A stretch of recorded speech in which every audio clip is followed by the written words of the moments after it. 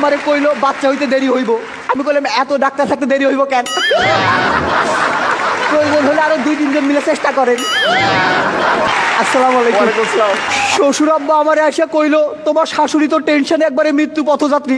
আমি কইলাম যাত্রা শুভ হোক। এক ভদ্র মহিলা এসে আমারে কইলো আমার পোলা তো 3 মাস হইলো হাঁটতেছে। আমি কইলাম হাই হাই ওরে আটকান, বহুদূর তো চলে গেছে।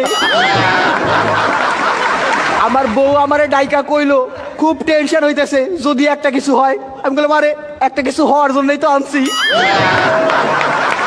আমি কইলাম থাকো আমি বাসা থেকে আসতেছি। কইলো তা আগে তোমার শালি আসুক। আরে তাইলে যায় লাভ কি?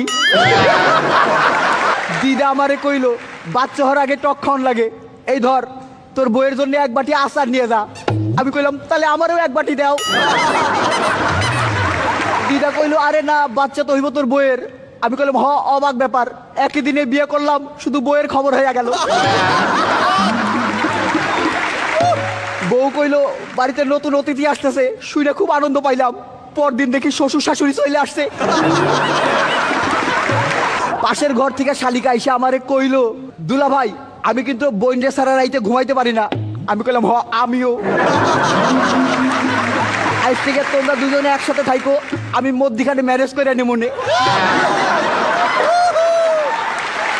শালি কইলো আমার বোনের বাচ্চা হইব জন্য আমার খুব খুশি খুশি লাগতেছে। আমি কইলাম এইবার তোমার উচিত তোমার বোনরে খুশি করা। পরিবার পরিকল্পনার এক আপা আসছিল। আপা আমারে কইলো যে জন্ম নিয়ন্ত্রণের জন্য কোনো পদ্ধতি গ্রহণ করছিলেন কি? আমি কইলাম পদ্ধতি একটা গ্রহণ করছিলাম কিন্তু ওইটা নিয়ন্ত্রণের না। আপা আমার বউরে কইলো যে এই সময় ভালো মন্দ খাওয়া দরকার, আপনার কি খাইতে সবচেয়ে ভালো লাগে? আমি কইলাম ওই একটা খাবারের নাম কয়া দাও। ওইটা কইও না। আপা আমার বউরে কইলো এই সময় কিন্তু ভারী কোনো কিছু তুলবেন না। আমি কইলাম আমার ওজন খুব একটা বেশি না। আমার বন্ধু আমারে কইলো আমার শ্বশুর শাশুড়ি খুব খারাপ, মাসে 2-3 বার যাওয়া আসা করে। আমি কইলাম আমার শ্বশুর শাশুড়ি খুব ভালো, সেই 5-6 মাস আগে আসছিল আর যায় নাই। আমি যাই শ্বশুর শাশুড়ি কইলাম আপনারা বাড়ি যাবেন কবে? কইলো নাতি নাতির মুখ না দেখে যাবো না। আমি কইলাম ঠিক আছে 2-3 দিনের মধ্যে একটা ব্যবস্থা করতেছি। হানিমুন থেকে ফিরেই তো বউরে হাসপাতালে পাঠানো যায় না, লোকজন কি মনে করবো, তাই বিস্তারিত একটু কইলাম।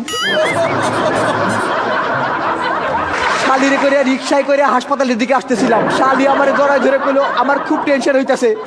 আমি আরো শক্ত করে জড়াই ধরলাম, আমার টেনশন তো বেশি। হাসপাতালে ঢুকতেই ডাক্তার রে দেখে বুকটা ধীপ ধীপ করতেছিল। আহ মাইয়া ডাক্তার রে। ডাক্তার আপা আমারে কইলো বাচ্চা হইতে দেরি হইব। আমি কইলাম এত ডাক্তার থাকতে দেরি হইব কেন? প্রয়োজন হলে আরো 2-3 জন মিলে চেষ্টা করেন। টেনশনে কাঁপতেছিল আমার হাত, নড়তে লাগলো আমার চোখ, গরম হয়ে উঠলো মাথা। আমি দোয়া করলাম যে বাচ্চা জানি দেখতে আমার মতো হয়, দুষ্টুর প্রতিবেশীর তো অভাব নাই। এমন সময় নার্স আইসা কইলো আপনার একটা ছেলে সন্তান হয়েছে। আমি কইলাম এত চেষ্টার পরে একটা। দাঁড়ান বউরে খবরটা দিয়ে আসতেছি। যাইয়া বাচ্চারে তো দেখে অবাক, এতদিন পরে হইলো তাও এত ছোট। এই বাচ্চারে পাল্টাই দেন, লিক হয়ে গেছে। বাচ্চার মুখ দেখে তো অবাক, একবারে দাদুর মতো। আরে দাঁত ছাড়া যে। শালি কইলো এই যে বাচ্চার চোখ দুইটা একবারে আমার বোনের মতো, কান দুইটাও একবারে আমার বোনের মতো, আর যে একটা কইলো না ওইটা তো আমার মতো। আমি নাকের কথা কইতেছিলাম। আমার যে ছেলে সন্তান হয়েছে এইটা শুনেই বিশ্বাস করেন। একটা ছোট্ট প্রমাণ আছে কিন্তু তা দেখাতে পারবো না। আরে ছবিটা নিয়ে আসি নাই।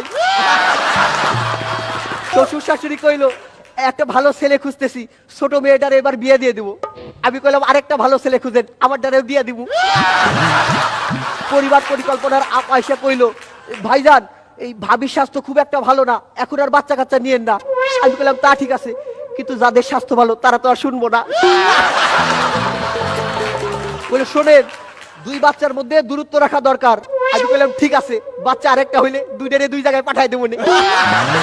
বলে শোনেন, বাচ্চার পুষ্টির জন্য মায়ের ভালো মন্দ খাওয়া দরকার। আমি বললাম এই তো, মেয়ে মানুষ বলে পক্ষপাতিত্ব করলেন। ছেলে হলে বলতেন বাচ্চার পুষ্টির জন্য বাবার ভালো মন্দ খাওয়া দরকার। আর সারাদিন ধরে বউ বলতেছে আজ পারফরমেন্স যেন ভালো হয়। আমি কইলাম অনেকদিন পর তো, ঠিক আছে চেষ্টা করুম নেই। আজকের মতো আসতেছি, আসি।